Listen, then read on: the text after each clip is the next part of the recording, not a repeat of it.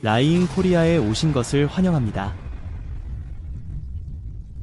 테슬러의 주력 모델인 에스테이드는 전라푸닉 자동차 사이트에 테슬러의 자동 조종 기능에 잠재적으로 치명적인 결함이 있음을 폭로하는 동영상이 게시된 후 전기 자동차 중 하나로 주목받고 있습니다.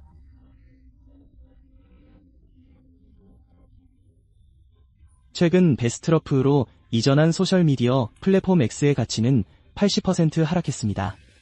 억만장자 일론 머스크는 테슬라와 스페이스X, 화성 생활에 대한 모든 터무니없는 아이디어 뒤에도 엄청난 실수를 저질렀다고 말하는 것은 모두가 알고 있는 사실입니다. 일론 머스크는 자신의 회사인 뉴럴링크가 처음으로 인간에게 뇌칩을 이식했다고 발표했습니다. 그의 이야기에는 대부분의 사람들이 듣지 못하는 측면이 있습니다. 큰 아이디어는 완전히 실패했고 이는 그를 당황하게 만들었으며 그가 작업하던 모든 것을 거의 파괴했습니다. 아무도 이야기하지 않는 그의 가장 큰 실패에 대해 자세히 살펴보겠습니다. 스페이스X 팰컨 1 로켓 실패 알겠습니다. 일론 머스크의 우주 여행 초기에는 그를 거의 전멸시킬 뻔했습니다. 2006년에 스페이스X는 신생회사였으며 팰컨 1 로켓은 우주로 무언가를 발사하려는 첫 번째 시도였습니다. 스포일러 경고 잘 안됐어요. 2006년 첫 발사는 비참하게 실패했습니다. 로켓은 연료라인 누출로 인해 충돌하고 불타기 전까지 간신히 지상에서 이륙했습니다. 사람들은 이 사람이 화성을 식민지로 만들고 싶어 하는데 로켓은 발사조차 못하고 있구나라고 생각했습니다. 좋은 시작은 아닙니다. 2000년의 두 번째 시도도 더 나아지지 않았습니다. 로켓은 우주로 발사되었으나 통제 불능 상태로 회전하여 궤도를 벗어났습니다. 그러다가 2008년 세 번째 시도를 했습니다. 다들 숨을 죽이고 있었습니다. 지금 바로 구독하시면 남은 일주일 동안 놀라운 행운을 누리실 수 있습니다. 그리고 처음에는 좋아 보였습니다. 그런데 분리 과정에서 로켓의 두 부분이 충돌해 또 다른 고장을 일으켰습니다. 이 시점에서 일론은 거의 파산 상태였고 스페이스X는 마지막 단계에 있었지만 포기하지 않았습니다. 2000년 말 네 번째 발사가 마침내 성공하면서 스페이스X는 궤도에 도달한 최초의 민간 기업이 되었습니다. 초기 충돌.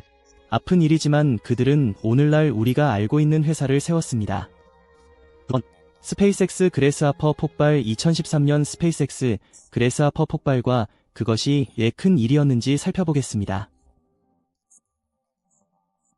메뚜기는 일반적인 로켓이 아니었습니다. 이는 수백만 달러의 발사 비용을 절약할 수 있는 개념인 재사용 가능한 로켓을 만들려는 스페이스X의 야심찬 실험의 일부였습니다. 아이디어는 간단했습니다. 스페이스X는 로켓이 대기권에서 타버리거나 바다에 충돌하는 대신 지구로 다시 날아가 수직으로 착륙하기를 원했습니다. 그래스하퍼는 기본적으로 큰 착륙다리가 장착된 단일 엔진의 팰컨 9 로켓이었습니다.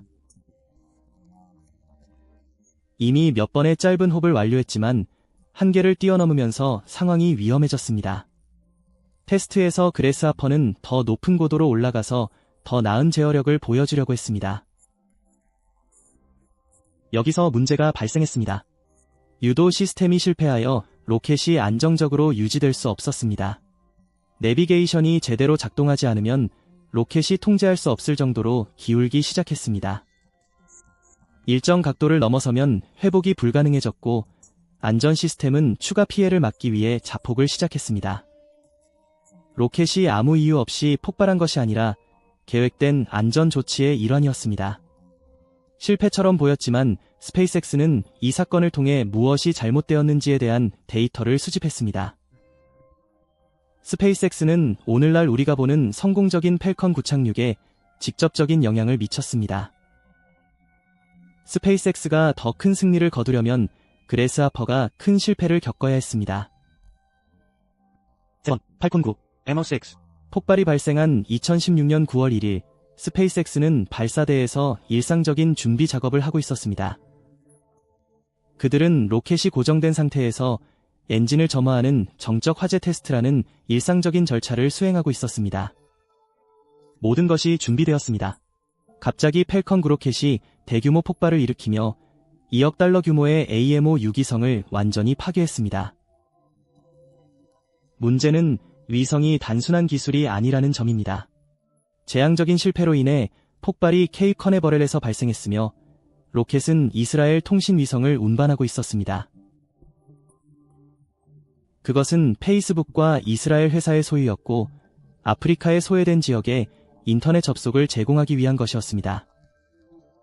대신 수년간의 노력과 수백만 달러가 한순간에 사라졌습니다. 폭발은 단순한 불운이 아니라 근본적인 원인이 있었습니다. 몇 달간의 조사 끝에 스페이스X는 로켓의 두 번째 단계에서 문제를 발견했습니다. 초저온 액체 산소가 헬륨 속의 탄소 복합 탱크를 얼려 파열시켰습니다. 결과는 모든 것을 파괴하는 연쇄 반응이었습니다. 이는 단순한 좌절이 아니라 스페이스X를 4개월 동안 적지시키고 프로젝트를 지연시키며 프로세스에 대한 우려를 불러일으켰습니다. 그러나 그들의 스타일에 충실하면서 스페이스X는 이를 통해 교훈을 얻고 디자인을 개선하며 앞으로 나아갔습니다. 4위 스페이스X 우주선 프로토타입 폭발 2020년부터 2021년 사이 스페이스X는 문자 그대로 가장 폭발적인 도전에 직면했습니다. 언젠가 인간을 화성으로 데려가도록 설계된 스타쉽 프로토타입은 시작부터 험난했습니다. 이것은 단순한 작은 좌절이 아니었습니다. 이 로켓은 테스트 중에 놀라운 방식으로 폭발했습니다. 문제는 2020년 2월부터 시작되었습니다.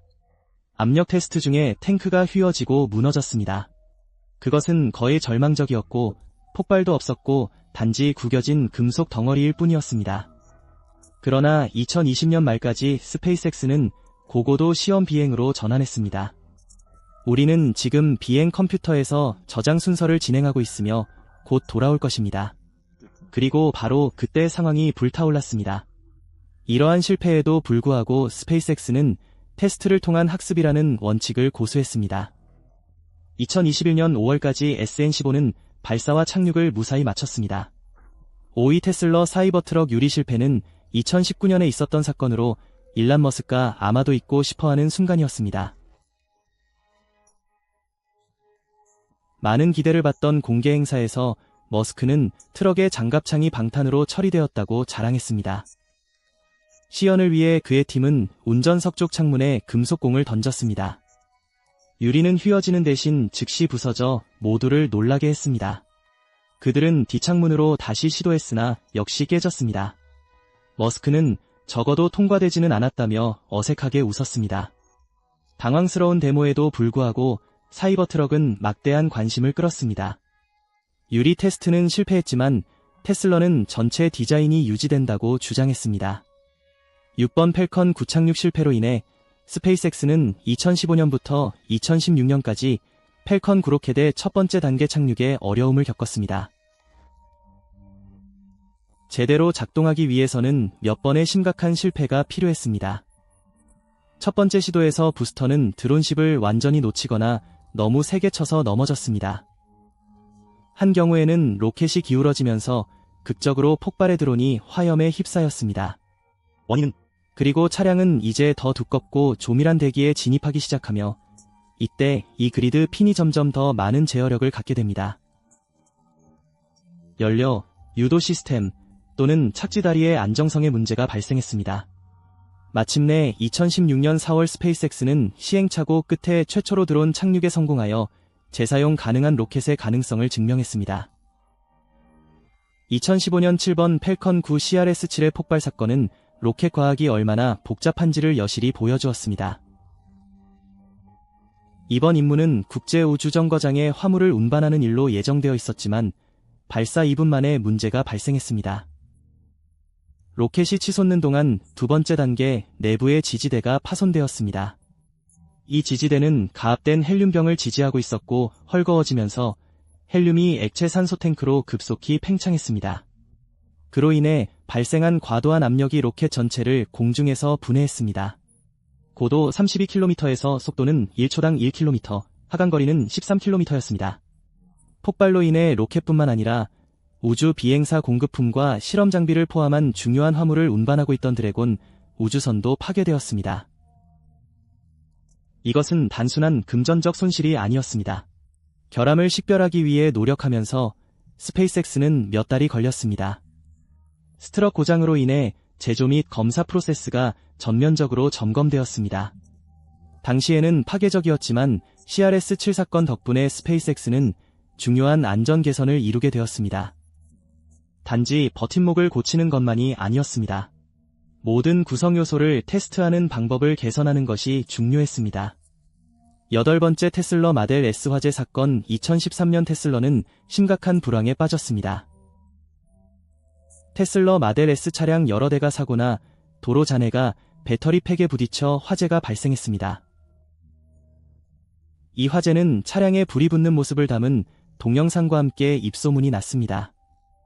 사람들은 테슬러의 자동차가 안전한지에 대해 의문을 제기하게 되었습니다. 자동차 수리 중 오늘 오후 테슬러 마델 S에 불이 붙었습니다. 아직 주차장에 있습니다. 일란 머스크는 화재는 휘발유를 사용하는 자동차 화재에 비해 큰 문제가 아니었지만 훨씬 더 많이 발생했습니다. 라고 답했습니다. 그럼에도 불구하고 테슬러는 이를 진지하게 받아들였습니다. 그들은 배터리를 더 잘 보호하기 위해 배터리 아래에 티타늄 실드를 추가해 자동차를 업데이트했습니다. 머스크는 이 수정안을 슈퍼 하드코어라고 불렀습니다. 이번 화재는 처음에 테슬라의 이미지에 타격을 주었지만 이를 개선의 기회로 삼았습니다. 9호 우주선 SN11 공중 폭발. 2021년 3월 스페이스X의 우주선 SN11은 또 다른 고고도 테스트를 위해 하늘로 날아갔습니다.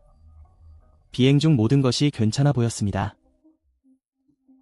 그것은 특유의 벨리 플롭 기동을 수행하고 통제된 착륙을 준비하고 있었습니다. 그러나 착륙 직전에 라이브 피드가 끊겼습니다. 그리고 잠시 후 시험장에 잔해가 쏟아졌습니다. 알고 보니 착륙 중 엔진 문제 때문에 공중에서 폭발이 발생한 것으로 나타났습니다. 스페이스X는 나중에 메탄 누출로 인해 엔진 중 하나에 화재가 발생하여 추력 손실이 있었음을 확인했습니다. 결과는 SN11은 패드에 조차 올라가지 못했습니다. 또 다른 큰 실패였지만 스페이스X는 이 데이터를 활용해 향후 테스트를 위한 스타어시프를 개선했습니다. 2021년 5월까지 SN15를 사용하여 처음으로 완전히 성공적인 테스트를 진행했습니다. 머스크가 자주 말하듯이 빨리 실패하고 더 빨리 배우십시오. 10번 Falcon Heavy Core Booster Crash 2018년 투어 SpaceX는 처음으로 Falcon Heavy를 발사했습니다.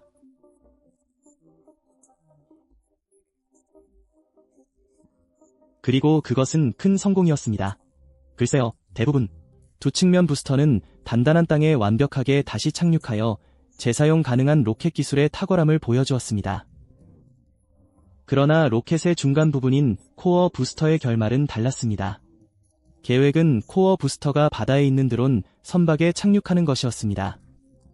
대신 배를 완전히 놓치고 시속 300마일이 넘는 속도로 바다에 추락했습니다. 엔진에는 착륙 연소를 위해 재시동할 만큼 충분한 점화 연료가 없었습니다. 극적인 물보라에도 불구하고 스페이스X는 발사를 승리로 칭했습니다. 11번 테슬러 자동 조종 장치 충돌. 테슬러의 자동 조종 장치는 게임 체인저였지만 논란이 없지 않았습니다. 수년에 걸쳐 이 기능을 사용하는 자동차와 관련된 충돌이 여러 차례 발생했습니다. 그중 일부는 꽤 심각합니다. 테슬라는 충돌로 이어지는 트럭이나 고정된 물체와 같은 장애물을 시스템이 감지하지 못하는 사건을 보고했습니다. 가장 논란이 되는 사건 중 하나는 지난 주 같은 장소에서 발생한 충돌 이후의 영상입니다. 유튜브 사용자가 이에 대해 언급하는 것을 들었습니다. 2016년 테슬라 오토파일럿은 도로를 건너는 트랙터 트레일러를 발견하지 못했습니다. 차는 부서지지 않았고 충돌 사고는 치명적이었습니다. 이러한 사건은 테슬라가 자동 조종 장치의 기능을 과대 광고하고 있는지에 대한 논쟁을 촉발시켰습니다. 테슬라는 오토파일럿이라는 이름이 사람들에게 그것이 완전히 자율적이지 않은데도 완전히 자율적이라고 오해하게 만든다고 주장했습니다. 일론 머스크는 이 시스템이 전반적으로 운전을 더 안전하게 만들며 대부분의 충돌 사고는 사람들이 주의를 기울이라는 지시를 따르지 않기 때문에 발생한다고 말하면서 이 시스템을 옹호했습니다. 테슬라는 정기적인 업데이트와 더 나은 센서를 통해 자동 조종 장치를 계속 개선했지만 이러한 충돌은 고급 기술에도 한계가 있음을 보여주었습니다. 하이퍼루프 테스트 실패. 하이퍼루프는 일론 머스크의 가장 대담한 아이디어 중 하나로 비행기 속도로 저압 튜브를 통해 포드를 발사하는 초고속 운송 시스템이었습니다. 혁신적으로 들렸지만 실제로는 일이 순조롭게 진행되지 않았습니다. 초기 테스트에서는 몇 가지 실패가 있었습니다. 한 경우에는 트랙이 충분히 길지 않아 포드가 약속된 속도에 도달하지 못해 테스트가 부담스럽게 진행되었습니다. 또 다른 경우에는 진공 밀봉이 실패하여 하이퍼루프가 효율적으로 작동하는데 필요한 저압 환경이 손상되었습니다. 28명 이상의 승객을 수용할 수 있으며 시간당 3만 명의 승객을 운송할 수 있습니다. 하지만 이 지점에 도달하려면 더 많은 테스트가 필요합니다. 고속에서의 안정성 문제와 같은 포드 자체의 기계적 문제도 있었습니다. 이러한 좌절에도 불구하고 머스크는 낙관적인 태도를 유지하며 실패를 발전의 기회로 삼을 것을 촉구했습니다. 그러나 비평가들은 비용과 안전 문제를 고려할 때 하이퍼루프의 실용성에 의문을 제기했습니다. 머스크는 최근 이 프로젝트의 우선순위를 정하지 않았으며 버진 하이퍼루프와 같은 회사가 계속해서 이 개념을 연구하고 있지만 아이디어가 현실화되기는 어려울 것 같습니다. 스타쉽 SN 8경 착륙. 2020년 12월 스타쉽 SN 8은 우주 탐사의 미래에 대한 스페이스X의 비전을 보여주기 위해 설정되었습니다. 비행은 야심적이었지만 로켓이 착륙을 시도하면서 폭발적인 사고로 이어졌습니다. 그 원인은 최종 착륙 연소 중 연료 압력 문제로 인해 부드러운 착륙을 위한 엔진 출력이 부족했기 때문입니다. 이 테스트를 특별하게 만든 것은 단순한 불타오르는 결말이 아니라 스페이스X가 수집한 방대한 데이터였습니다. 앨런 머스크는 파괴에도 불구하고 이를 승리로 간주했습니다. 스타링크 위성은 좋습니다. 스타링크의 핵심은 거주지에 관계없이 모든 사람에게 인터넷을 제공하는 것입니다. 예를 들어 일반 인터넷을 이용할 수 없는 외딴 지역이나 작은 마을을 떠올려 보세요. 이 문제를 해결할 예정이었습니다. 스페이스X는 인터넷을 전달하는 네트워크를 구축하기 위해 수천 개의 작은 위성을 우주로 발사하기 시작했습니다. 정말 멋집니다. 처음 발사되었을 때 이 위성들은 빛나는 우주 열차처럼 하늘에 일렬로 늘어서 있었는데 이는 놀랍게 보이지만 일부 사람들을 깜짝 놀라게 하기도 했습니다. 시간이 지남에 따라 그들은 최종 궤도로 퍼져나갔지만 모두가 성공한 것은 아닙니다. 일부는 발사 후 응답을 멈췄고 다른 일부는 추진기가 작동하지 않아 제대로 움직이지 못하고 쓸모없는 우주 쓰레기가 되어버렸습니다. 그리고 맞아요, 우주 쓰레기는 충돌을 일으키고 상황을 지저분하게 만들 수 있습니다. 문제를 피하기 위해 스페이스X는 실패한 위성이 궤도를 이탈하지 않도록 기본적으로 대기에서 태워버렸습니다. 그러나 대부분의 위성은 제대로 작동했으며 스페이스X는 실패할 때마다 계속해서 설계를 조정하고 있습니다. 머스크의 목표는 여전히 같습니다. 인터넷이 지구를 연결하고 있습니다. 물론 실패도 있었지만 동시에 많은 제품을 출시하는 것은 모두 과정의 일부입니다. 테슬라 세미트럭. 2017년 발표된 테슬라 세미트럭은 전력과 긴 주행거리로 트럭 운송 방식을 변화시킬 예정이었으나 큰 지연에 직면했습니다. 가장 큰 문제는 그런 대형 트럭에 적절히 강력한 배터리를 만드는 것이 어렵다는 것입니다. 사람들은 또한 테슬라의 약속된 주행거리가 실제 트럭 운송에서 유지될 수 있을지 의문을 제기했습니다. 테슬라가 2022년 말에 첫 번째 트럭을 출시할 즈음에는 볼보와 같은 다른 회사들도 이미 전기 트럭을 출시했습니다. 완전한 실패는 아니었지만 기대에 부응하는 데에는 어려움을 겪었습니다. 엑스닷컴. 앨런 머스크의 엑스닷컴은 1990년대 후반 올인원 온라인 은행을 만들려는 그의 야심찬 시도였습니다. 아이디어는 대담했지만 혼란스러웠습니다. 고객들은 그 목적을 완전히 이해하지 못했습니다. 전투 시나리오는 이 금액 중 일부가 얼마나 터무니없이 큰지, 그리고 앨론이 이 목표를 위해 선택한 경로가 얼마나 복잡한지를 보여줍니다. 그리고 엑스닷컴이라는 이름은 도움이 되지 않았습니다. 신뢰할 수 있는 금융 플랫폼이라기보다는 일반적인 웹사이트처럼 들렸습니다. 머스크는 사람들을 소외시키더라도 X 브랜딩을 유지하겠다고 고집했습니다. 이제 머스크는 트위터를 X로 브랜드 변경하여 X에 대한 사랑을 다시 불러일으키고 이를 모든 앱으로 전환하는 것을 목표로 하고 있습니다. 그러나 엑스닷컴과 마찬가지로 사용자는 단절감과 짜증을 느낍니다. 브랜딩과 인기 없는 변화로 인해 트위터는 혼란스럽고 비인격적인 느낌을 주게 됩니다. 페이펠의 어려움과 CEO 자리 상실 이전에 나는 일란 머스크의 X.com에 대해 이야기했습니다. 이는 실제로 성공하지 못한 온라인 뱅킹에 대한 그의 큰 아이디어였습니다. 애플은 이름과 개념이 혼란스럽다는 사실을 깨닫고 신뢰를 얻지 못했습니다. 결국 X.com은 경쟁사와 합병하여 더 간단하고 사용자 친화적인 온라인 결제 시스템인 페이펠이 되었습니다. 머스크는 통제력을 유지하고 싶어 했으며 페이펠의 백엔드를 마이크로소프트 시스템으로 전환하는 등의 변경을 추진했습니다. 이로 인해 회사 내에서 큰 의견 차이가 발생했습니다. 팀은 불만이 많았습니다. 2000년 머스크가 휴가 중일 때 이사회는 그를 피터 틸로 교체했습니다. 머스크에게는 큰 타격이었지만 페이펠은 TL의 리더십 아래에서 번창했고 나중에는 이베이의 15억 달러에 매각되었습니다. 머스크는 자신의 몫의 자금을 가져와 테슬러, 스페이스X 및 다른 벤처에 투자했습니다. 페이펠에서 완전히 전환했습니다. 18. 오픈 AI 리더십 논쟁 2018년 일란 머스크는 자신이 공동 설립한 인공지능 연구 조직인 오픈 AI와 큰 갈등을 겪었습니다. 그는 2015년 오픈 AI를 설립할 때 인공지능이 안전하고 윤리적으로 개발되도록 보장하기 위해 도움을 주었습니다. 그러나 2018년부터 상황은 악화되기 시작했습니다.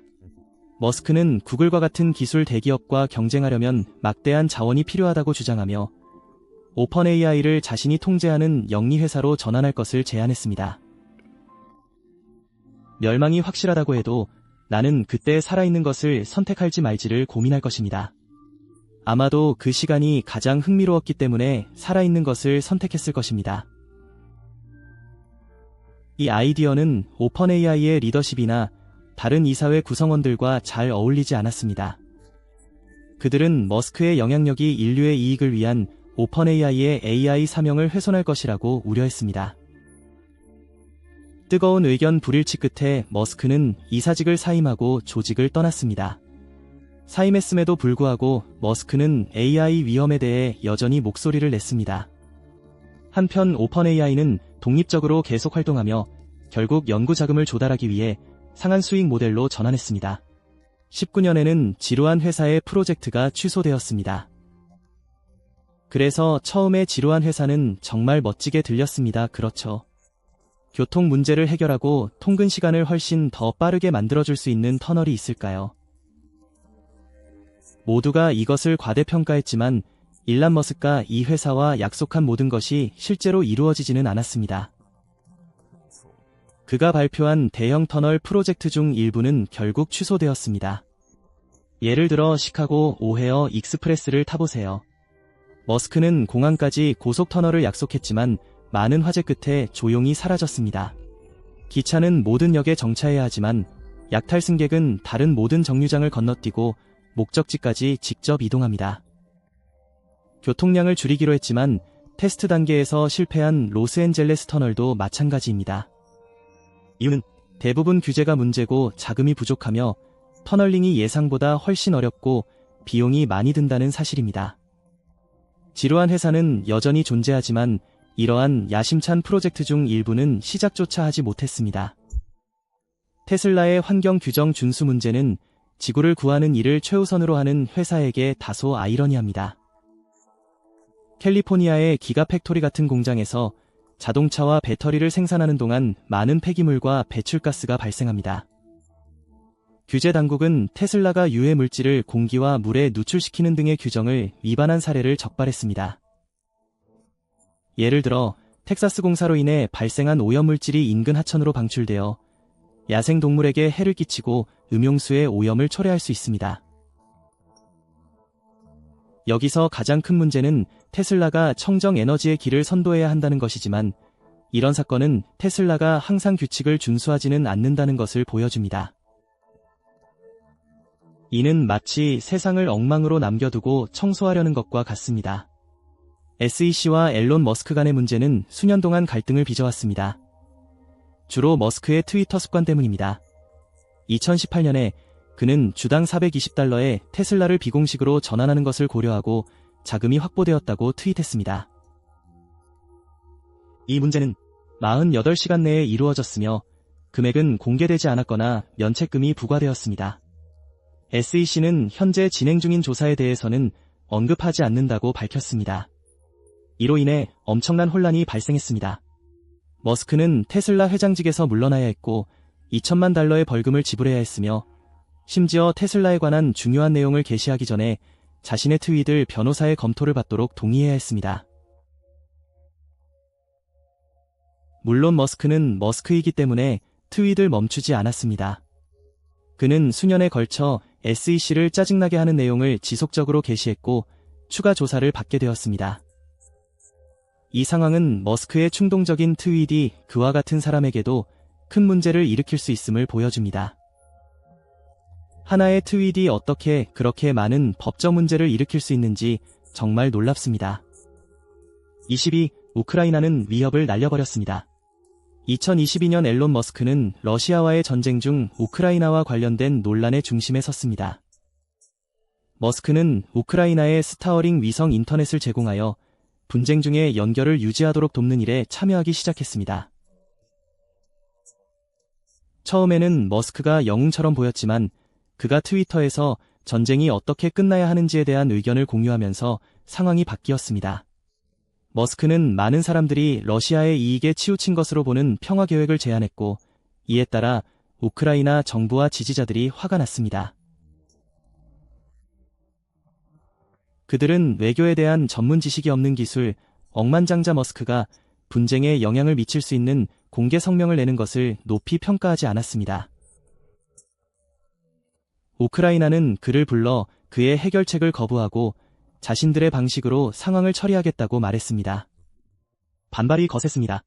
사람들은 머스크의 개입과 동기에 대해 의문을 제기하기 시작했습니다. 그는 우크라이나를 선의로 돕고 있었던 것인지 아니면 자신의 계획이 있었던 것인지 궁금해졌습니다. 스타어링과 우크라이나에서 계속 중요한 역할을 하고 있는 동안 머스크의 발언은 상황을 어색하게 만들고 많은 사람들을 분열시켰습니다. 도움을 주려고 할 때도 머스크의 의견이 의도한 것보다 더 많은 드라마를 불러일으킬 수 있음을 보여주었습니다. 23. 트위터 인수 및 가치 하락. 그렇습니다. 앨런 머스크는 2022년 10월에 트위터를 $440억 인수했습니다. 네, $440억. 그는 트위터를 표현의 자유 플랫폼으로 바꾸려는 큰 계획을 가지고 있었고 심지어 이름을 X로 변경하기도 했습니다. 이는 많은 사람들을 혼란스럽게 했습니다. 상황이 악화된 지점이 바로 여기에 있습니다. 머스크가 검증 비용을 청구하고 직원을 감축하며 업무 방식을 엉망으로 만들고 나서 모든 변경 사항이 적용되었습니다. 사용자는 떠나기 시작했고 광고주들도 철수했습니다. 플랫폼 전체가 혼란스러워졌고 이로 인해 플랫폼의 가치가 크게 손상되었습니다. 불과 2년이 지난 지금 트위터의 가치는 약 $90억 이릅니다. 이는 약 79%라는 엄청난 하락입니다. 많은 사람들은 머스크의 충동적인 결정이 그 원인이라고 생각하지만 이제는 과거의 모습의 그림자가 드리워졌습니다. 24. 솔러시티는 2006년 앨런 머스크의 사촌들이 공동 설립한 태양광 패널 회사로 청정 에너지를 주류로 만들 계획이었습니다. 머스크는 이를 크게 지지했고 심지어 테슬라가 2016년에 $26억 인수하도록 설득하기도 했습니다. 그러나 여기에 문제가 있었습니다. 솔러시티는 테슬라가 개입하기 전에 이미 재정적으로 어려움을 겪고 있었습니다. 회사는 빚더미에 빠졌고 성장 기대치를 충족시키지 못했습니다. 열악한 고객 서비스와 태양광 패널 설치에 따른 예상치 못한 문제가 발생했습니다. 비평가들은 테슬라의 거래가 솔러시티를 구하기 위한 것이 아니라고 주장했습니다. 머스크가 막대한 투자를 하고 이사회에 참여했기 때문에 구제 금융을 의도한 것이었습니다. 주주들은 머스크가 실패한 사업을 구하기 위해 테슬라의 자금을 사용했다고 비난하며 소송을 제기했습니다. 인수 이후에도 솔라시티의 테슬라 에너지 통합은 순탄치 않았고 머스크 제국에는 여전히 논란의 여지가 남아있습니다. 25. 뉴럴링크 앨런 머스크의 브레인 칩 회사인 뉴럴링크에 대해 살펴보겠습니다. 아이디어는 종이에 간단합니다. 마비나 기어 문제를 해결하기 위해 뇌에 칩을 이식하고 결국 인간을 컴퓨터에 연결하는 것입니다. 멋지죠? 하지만 여기에 문제가 있습니다. 햇빛과 무지개만 있는 것은 아닙니다. 우선 통제 문제는 어마어마한 위험 신호입니다. 회사가 우리 두뇌에 칩을 장착하도록 허락한다면 그 칩이 윤리적으로 사용되는지를 누가 확인할 수 있을까요? 누군가 귀하의 칩을 해킹하거나 귀하의 생각과 행동을 조종한다고 상상해 보십시오. 거칠게 들릴 수 있지만 솔직히 불가능한 일은 아닙니다. 한 회사에 그런 막대한 권한을 부여하는 것은 정말 두렵습니다. 그리고 실패에 대해 이야기해 보겠습니다. 뉴럴링크는 이미 심각한 문제에 직면해 있습니다. 테스트와 동물 실험 중에 전극이 분리되는 등 기술이 거의 준비되지 않았습니다. 테스트에서 제대로 작동하지 않는다면 인간에게는 어떻게 적용할 수 있을까요? 게다가 우리가 거의 이해하지 못하는 뇌를 망치게 될지도 모른다는 생각은 매우 위험해 보입니다. 뉴럴링크에는 어느 정도 잠재력이 있는 것 같지만 실제 솔루션보다는 위험한 실험처럼 느껴집니다.